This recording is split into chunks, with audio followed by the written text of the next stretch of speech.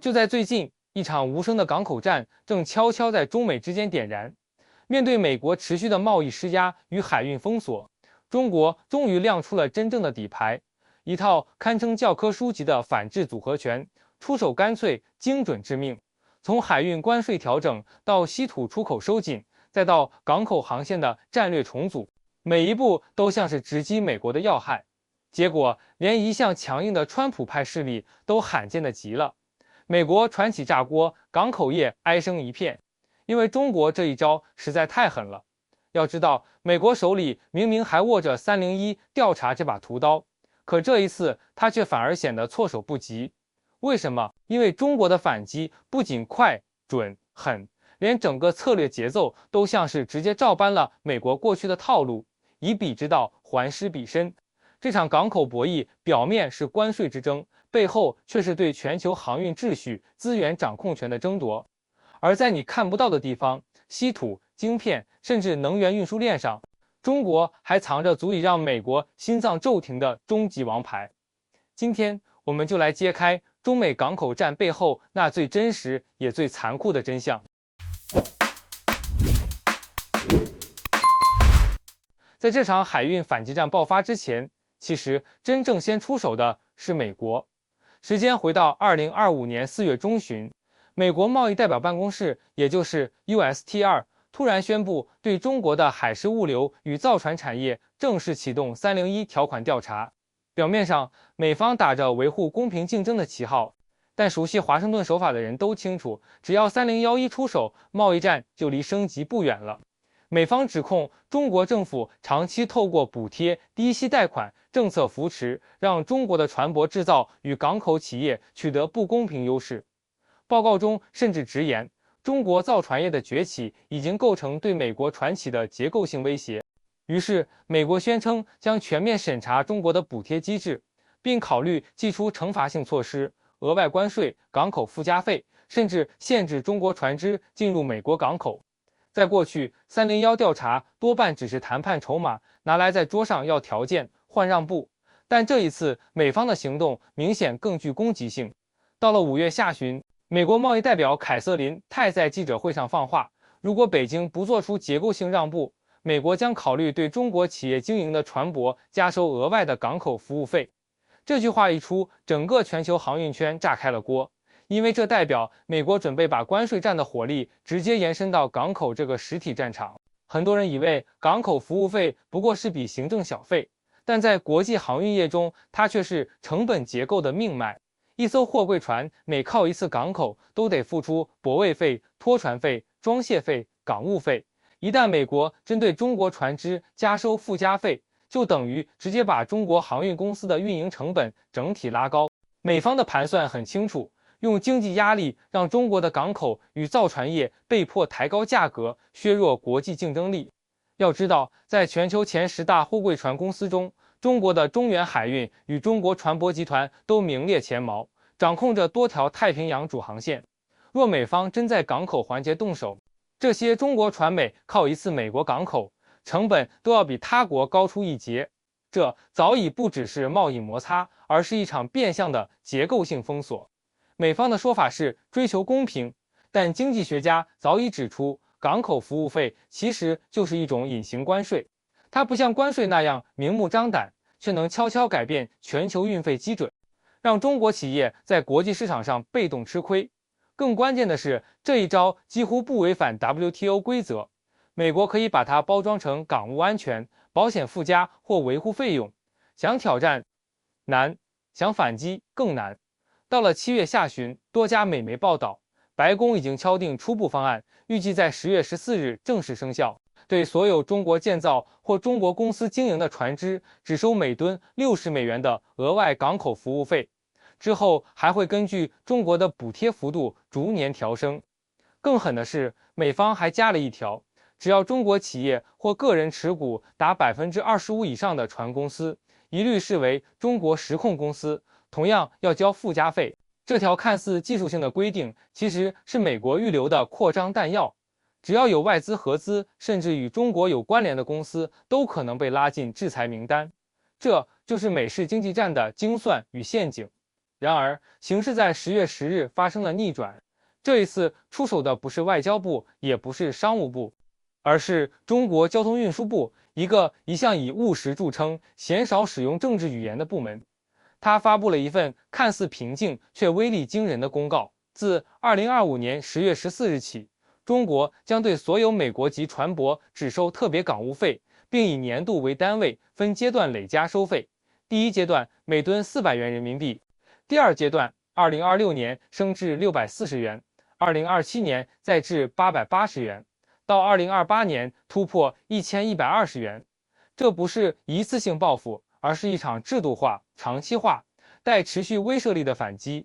它的设计逻辑清晰，让美国的痛感逐年放大，持续发酵。而这条25%股权条款也被中国完整的原样奉还。只不过这一次角色互换，风向逆转。美国曾经想用经济压力困住中国，如今却成了自己港口业最头痛的噩梦。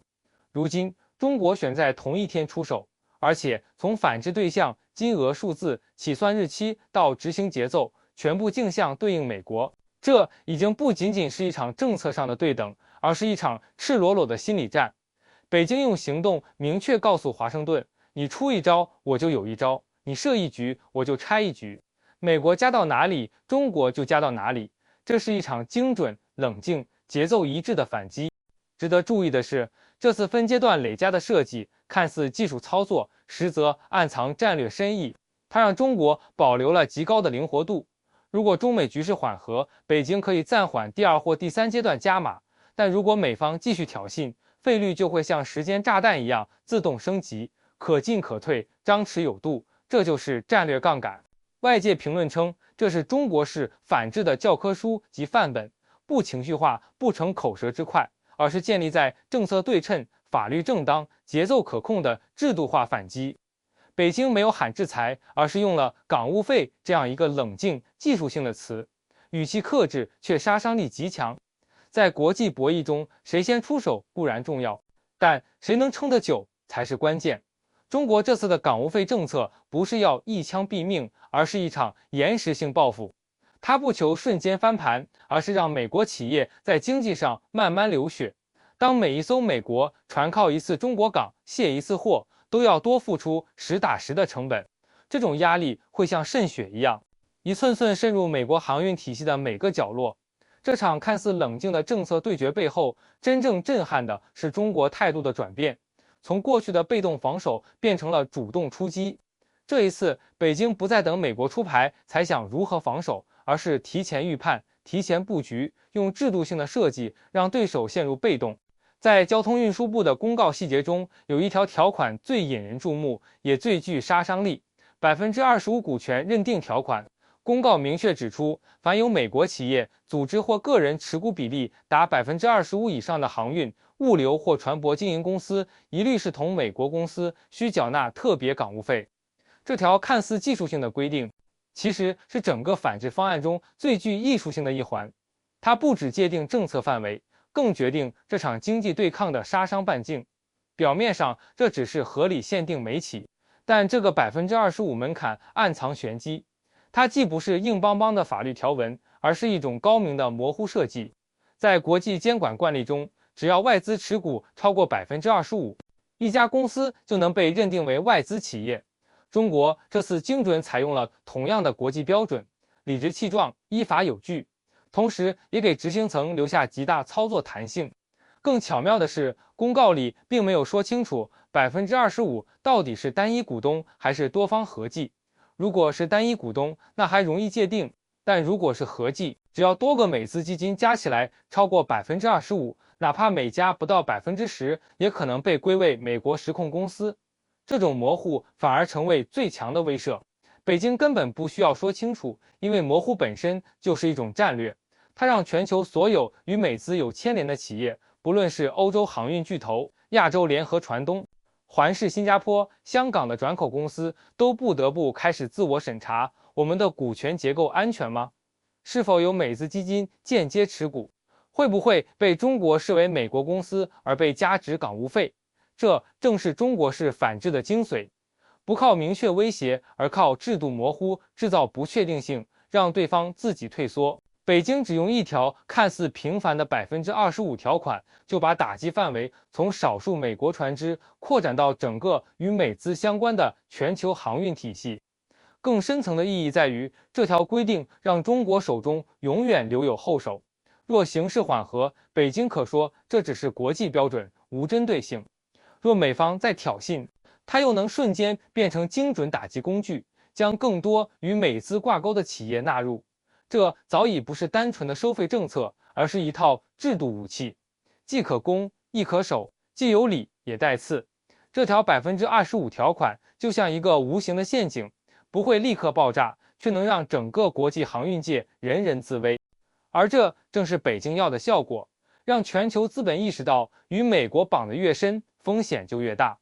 尤其当对手是中国的时候，在中国港务费政策生效后，国际航运圈迅速掀起涟漪，一些欧洲船东选择暂时观望，减少靠中国港的频次，有的转而使用韩国釜山、新加坡等地作为中转站。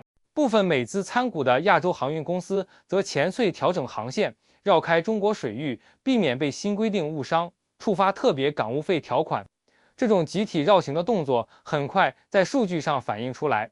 美国西岸两大门户洛杉矶港与长滩港货物流入量在短短几周内急剧下降。航运追踪数据显示，中美航线的船期普遍延后7至10天，甚至有公司改道停靠墨西哥，再透过陆运与铁路转运进美国境内。看似简单的绕路，实际上代价极高，运输时间拉长，燃料成本上升，港口周转变慢，整条供应链开始出现明显的节奏错位。尤其是以中国为起点的制造业供应网，一旦节拍被打乱，电子零件、汽车零部件、原材料等关键产品的交付周期立刻被拉长。欧美进口商普遍反映，交货期延后2至3周，许多零售企业被迫提前囤货，导致物流与仓储成本暴涨。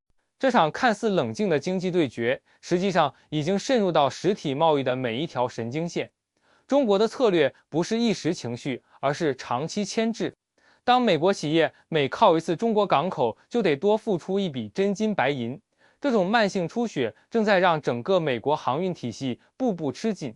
如果说港口战是经济层面的拉锯，那科技战则是中美之间最尖锐也最具象征性的对决。晶片、AI、通讯、半导体这些领域既是国家实力的上限，更是地缘政治的底线。美国长期以国家安全和公平竞争为名，对中国高科技企业进行层层封锁与制裁，从华为、中兴到中兴、浪潮，出口管制、投资审查、技术封禁，一波接一波。但进入2025年后，局势悄然反转，北京开始学会用美国的语言反制美国的行为，用美国自己制定的规则来回击美国企业。这是一场制度层面的反噬，让美国第一次真切地感受到自己过去的法律武器如今被对手原封不动地还了回来。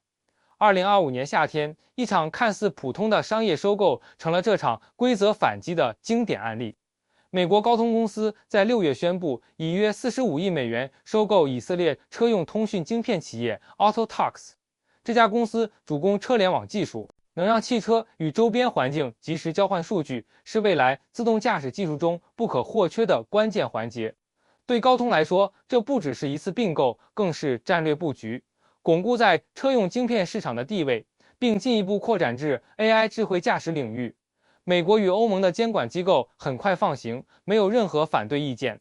然而，仅仅1个月后，7月中旬，中国国家市场监管总局突然出手，宣布展开反垄断调查，理由是高通涉嫌未依法申报经营者集中，违反反垄断法。短短一句话，却震动全球市场，高通股价应声下跌近4%，收购案被迫暂停。而这次调查并非阻止，而是悬在半空，足以让整个交易陷入不确定。外界很快意识到这不是巧合，因为这套手法美国自己最熟悉。从 TikTok 被指威胁资讯安全，到华为被控垄断5G 标准，美国过去几年一直以反垄断为名，把法律当作地缘政治的工具。如今，北京用同样的理由对美国企业以彼之道还施彼身。有评论者在网上调侃说，这一招谁教中国的？当然是美国自己。这句话听着讽刺，却揭示了真相。中国没有发明新武器，它只是学会了在美国主导的规则体系中，精准地使用那些原本指向自己的法律条款。这不只是技术层面的对等，更是话语权的反攻。北京向全世界传递出一个信号：既然你能用法律当武器，那我也能合法反制；既然你能以监管为名阻止中国企业扩张，那我也能以反垄断为名审查你的并购。事实上，高通的遭遇只是冰山一角，中国的科技反制正以更系统、更精准的方式展开。在晶片领域，这种反噬尤为明显。多年来，高通在中国市场拥有压倒性优势，华为、OPPO、vivo、小米等手机品牌都是它的最大客户。中国市场贡献了高通全球营收的1/3以上。对高通而言，中国不是选择题，而是生存题。但如今，随着反垄断调查的展开，以及中美关系的持续紧张，高通在中国的业务陷入前所未有的不确定性。可以说，这场中美港口战的硝烟早已不止于港口与税率，它正渗入科技、法律、制度与资本市场的每一个角落。这是一场没有硝烟的战争，但每一个决策、每一个条款都足以撼动全球经济的神经。中国的晶片版图早已不是10年前那个依赖进口的模样。随着华为海思重启晶片设计，紫光展锐加速研发，联发科深化在地合作，中国的本土供应链正以极快速度填补缺口。如今，若高通的产品在中国遭遇限制、延后审批，甚至被排除出关键产业清单，后果将远超商业层面。业内分析指出，只要中国政府以市场垄断或国家安全为理由，对高通晶片销售进行部分限制，其全球营收恐将削减20%至25%。对一家高度依赖亚洲市场的半导体巨头而言，这不仅是警讯，更是一场战略级打击。北京不需要全面封杀，只需在行政审批、采购名单或技术标准上轻轻一推，就足以让高通陷入深度焦虑。而这一切都完全合法。正如当年美国封锁华为时所说的那句话，这是出于国家安全与市场公平的需要。如今，中国用同样的理由回敬，成了一场镜像式的对等反制。这种对等让美国企业措手不及，也让国际舆论开始重新审视双重标准的荒谬。当美国以反垄断调查、出口管制封杀中国企业时，舆论多半选择支持。如今，中国以相同名义审查美企，却被指责为报复性打击。这场语言与制度的反噬，让国际秩序的矛盾彻底暴露。进入2020年代后期，中美博弈不再局限于海上或科技领域，天空也成了战略的延伸战场。2025年夏季，美国前总统川普在竞选活动中抛出一项新提案，禁止中国航空公司直飞往返美国的航班使用俄罗斯领空。表面上，这是恢复公平竞争的政策，实际上，它揭示了美国在制裁体系中日益明显的逻辑困境。它试图用政治手段改变地理现实，最终却让经济秩序为此买单。川普的逻辑并不复杂，他指出，美国航空公司因遵守对俄制裁，无法飞越俄罗斯领空，被迫绕行阿拉斯加或中亚，航程延长数百公里，成本上升，票价飙高。而中国航空公司仍可自由穿越俄罗斯上空，航程更短，燃油更省，票价更低。于是，他将此形容为不公平竞争，并宣称要恢复美国的公平天空。在他的叙事里，这不只是商业问题，而是国家尊严的象徵。但这套逻辑本身充满矛盾。俄罗斯领空的问题是美国自己制造的。自2022年俄乌冲突爆发以来，美欧主动对俄实施大规模制裁，禁止本国航班进入俄罗斯空域。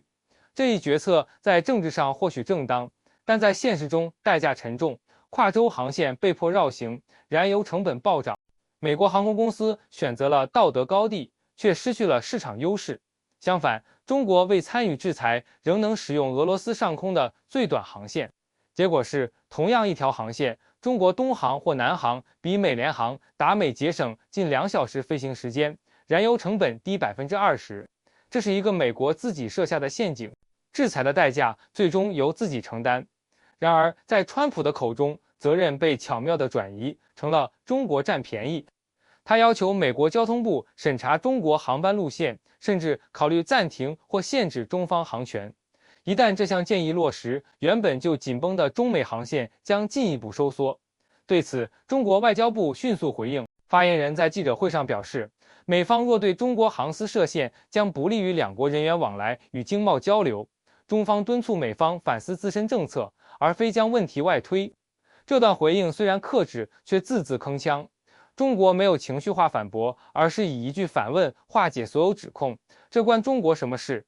事实上，这正是问题核心。中国既未对美航限制，也未参与俄罗斯空域封锁。若美国因自身外交政策失去飞越权，那应由华盛顿自行承担后果，而非将压力转嫁他国。正如一位国际评论者所言，美俄关系不好是美国的选择，但这不代表别人也要替你吵架。更讽刺的是，美国一边高喊公平原则，一边试图透过行政命令剥夺他国航权。这不仅违背市场竞争的初衷，也暴露出美方对国际航空规则的选择性理解。按照芝加哥公约，各国航空公司拥有依协定飞越他国领空的合法权利。美国无权以单方政治理由限制第三方航线运行。北京没有多言，只留下4个字：对等回应。这4个字意味深长。若美方削减中国航班，中国也能削减美国航班；若美方禁止中方飞越某区域，中国也能限制美方使用自家空域。这种以眼还眼的螺旋逻辑在国际航空史上并不罕见，但在当前中美紧张局势中，任何一步都可能引爆连锁反应。2025年上半年，中美直航航班仍仅为疫情前的1/3。若再现报复循环，航班数恐将跌回个位数。那意味着商务交流、学生往来、科技合作都将被直接切断。更讽刺的是，这样的政策对美国的伤害远超过对中国。中国的国航、东航、南航拥有庞大的亚洲与欧洲市场，可以灵活调整运力。但美国的美联航、达美、美国航空长期依赖跨太平洋航线作为利润支柱。一旦失去中国航权，美方航空业将面临实质性营收下滑。地理现实让川普的提案显得更加荒诞，并非所有中美航线都必须飞越俄罗斯领空。从美国西岸出发的航班本可沿太平洋北线直飞中国，完全不必经过俄罗斯。只有从东岸出发的航线，因地球曲率与航程设计的限制，才需要掠过俄罗斯上空。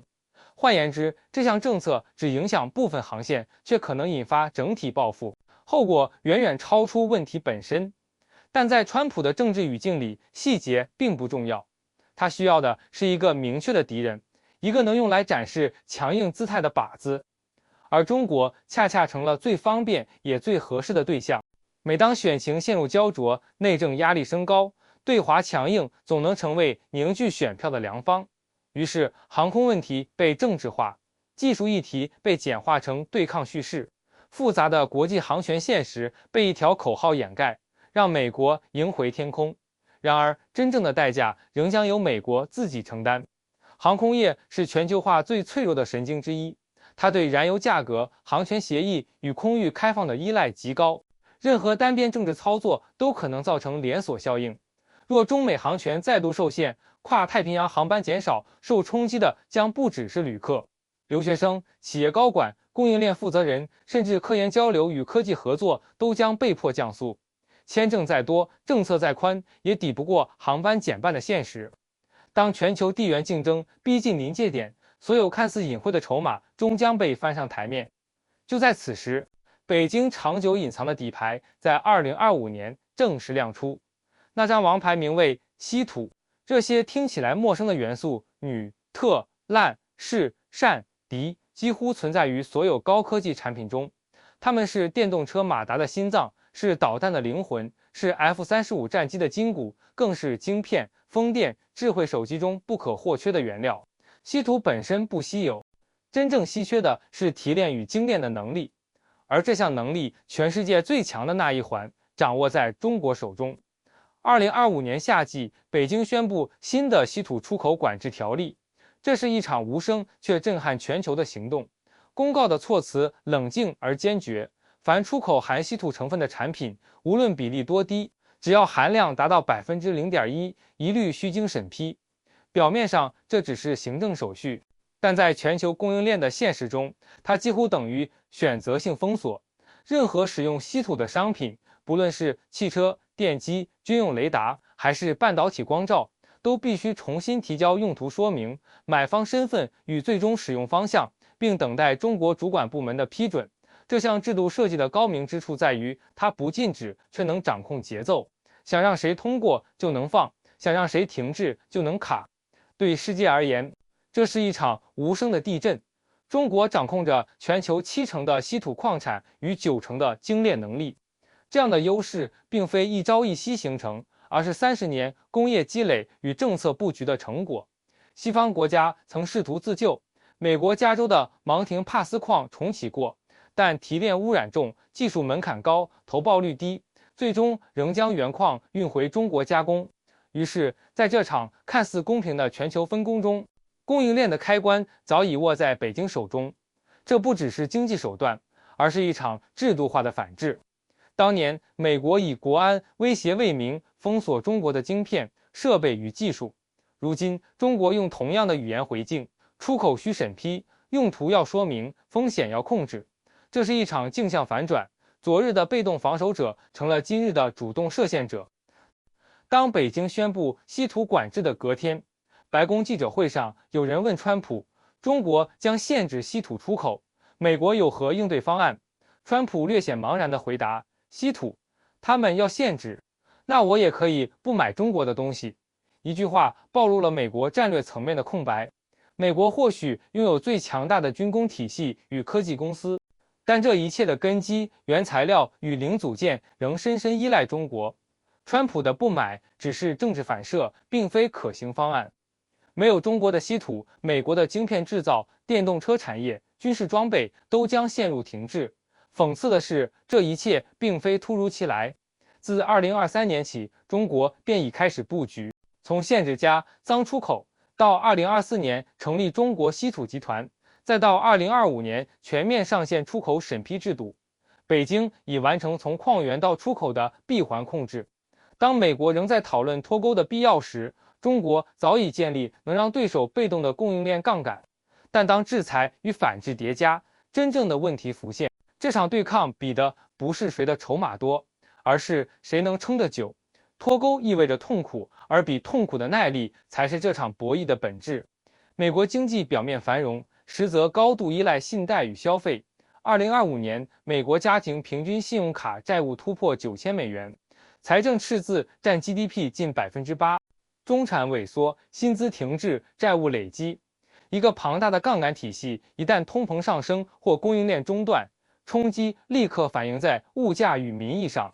相比之下，中国虽有结构压力，却拥有庞大的内需市场与储蓄缓冲。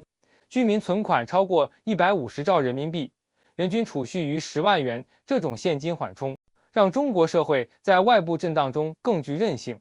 若全面脱钩真的到来，美国将面临物价高、供应短、信心跌的3重困境。